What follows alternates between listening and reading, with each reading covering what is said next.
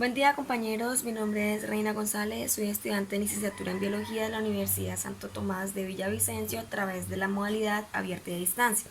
A través de este video mencionaré unos ítems tenidos en cuenta en la materia de bioestadística mencionados en el capítulo 1 y 2 del mismo libro llamado Bioestadística. El primer aspecto es las características de los tipos de conocimiento biológico.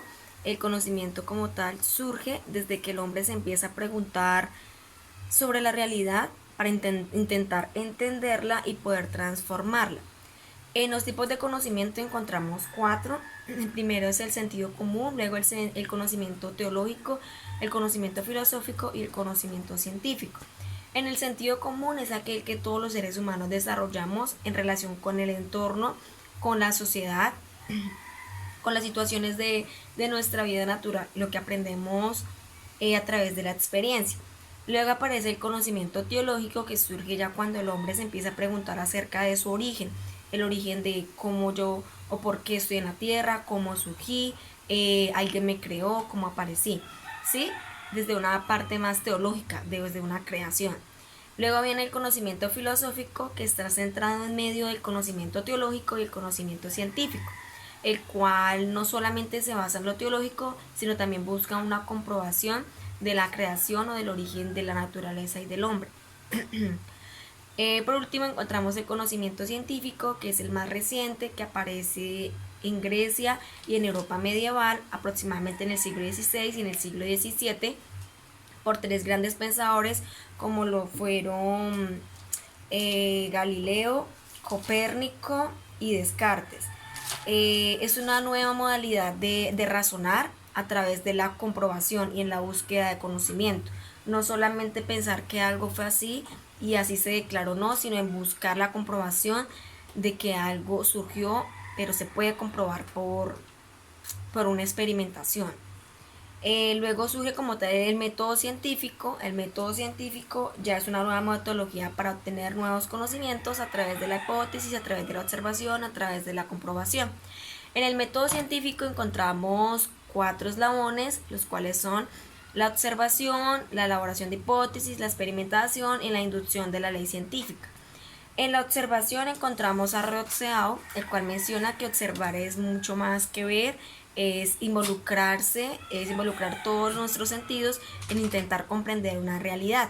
Del mismo modo menciona a Jacob que para poder observar, primeramente tenemos que tener planeado qué es lo que vamos a observar para nosotros centrar nuestra concentración en ese procedimiento.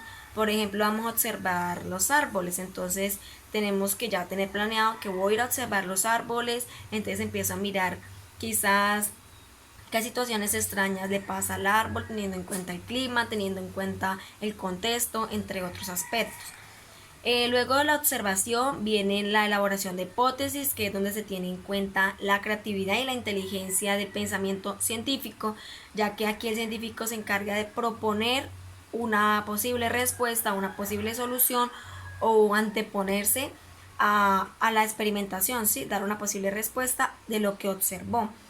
Además de esto, en la hipótesis, el científico organiza un esquema que oriente la investigación.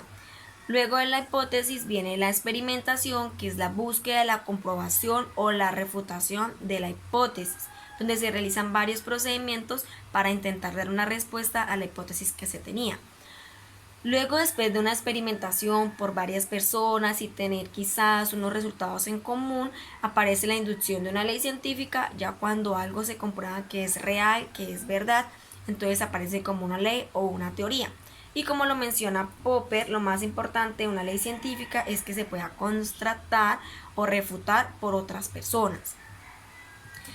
Posteriormente aparece la estadística para el siglo XVIII, pero no como la palabra estadística, sino aparece principalmente por unos pensadores matemáticos como lo fueron Pascal, como lo fue Laplace y Bernoulli.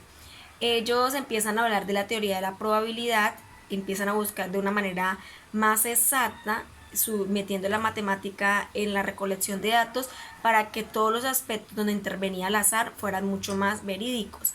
Además de eso, después de la teoría de la probabilidad, aparece la estadística, principalmente para proporcionarle a la investigación del método científico el manejo de los datos y la comprobación de resultados.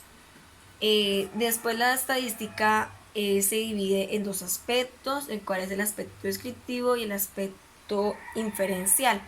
En el aspecto descriptivo, como su nombre lo indica, solamente describe la situación de los datos, ¿sí? Teniendo en cuenta los datos, se describen aquellos resultados. Pero ya la parte inferencial se realiza después de una descripción, se intenta ya intervenir o hallar una respuesta, una posible respuesta a la situación que se está presentando, intentar dar un porqué.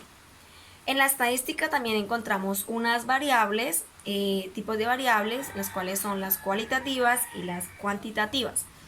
Las cualitativas hacen referencia a las cualidades, a cosas que no pueden ser medidas, digámoslo así, matemáticamente, y se organizan en nominales y ordinales. Las nominales son aquellas que se pueden organizar en categorías, como por ejemplo la religión, la cultura, los gustos, y las ordinales son aquellas que las categorías se pueden organizar a través de leves, de moderadas o fuertes. Y en las cuantitativas, ya sí son las que se pueden medir, encontramos la discreta y las continuas. En las discretas son aquellas que se organizan a través de números enteros, por ejemplo la edad, 1 año, 2 años, 3 años, y las continuas son las que se organizan a través de números decimales. Por ejemplo, hablamos del peso de una persona, pesa digamos 52.6 kilogramos, o la estatura de una persona, que es 1.52 centímetros, ¿sí? Entonces ya cuando introduce los números de una manera más decimal. Luego aparece el razonamiento deductivo y el razonamiento deductivo. Para hablar de este razonamiento, el deductivo es aquel que se caracteriza por la aplicación de principios y leyes generales a cosas particulares. Es decir, que va de lo general, de aspectos grandes, a llegar a aspectos pequeños. Un ejemplo del razonamiento deductivo es: todos los jueces son honestos. Carlos es un juez, por lo tanto se infiere que Carlos es un hombre honesto. O sea, fue desde los aspectos más grandes hasta concluir un aspecto más pequeño, un aspecto más particular, como Carlos es honesto. En cuanto al aspecto inductivo, ya va más de lo particular a lo general. Es decir, se caracteriza por llegar a una conclusión general mediante observaciones repentinas o particulares. Un ejemplo puede ser la observación, digamos, de los cuervos. Entonces se observa el cuervo número 1, que es negro. Luego se observa el cuervo número 2, que también es negro. Y luego se observa el cuervo número 3, que también es negro. Entonces se puede concluir de manera inductiva que todos los cuervos son negros.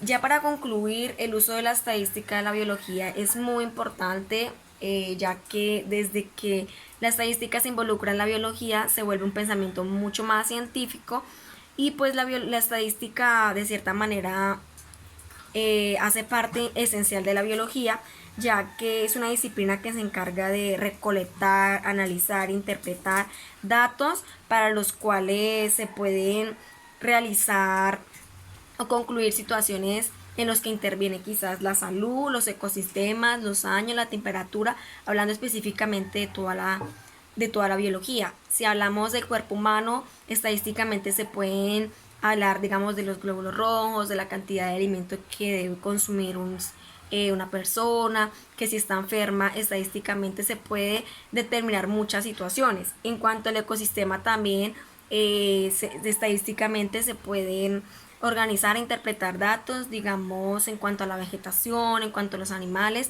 entre otros aspectos. Entonces, la estadística ha intervenido de una manera muy importante en la biología en todos los aspectos en los que acarrea esta área. Muchas gracias.